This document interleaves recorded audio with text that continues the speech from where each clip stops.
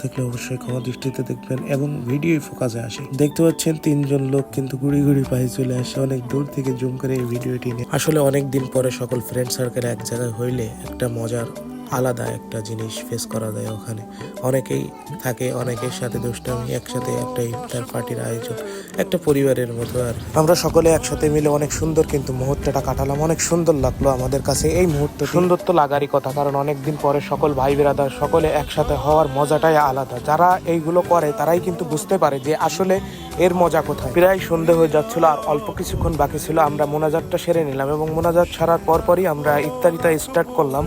Guys, আজকের ভিডিওটি এখানেই শেষ করতে হচ্ছে। ভিডিওটি অনেক বড় হয়ে যাচ্ছে এবং কি কোথা থেকে ভিডিওটি দেখতেছেন অবশ্যই কমেন্টস করে জানাবেন। নেক্সট ভিডিওর অপেক্ষা করবেন। নতুন নতুন ব্লগ ইনশাল্লাহ দেওয়ার চেষ্টা করবো আপনাদের মাঝে। ভালো থাকেন, সুস্থ থাকেন, আল্লাহ হাফেজ।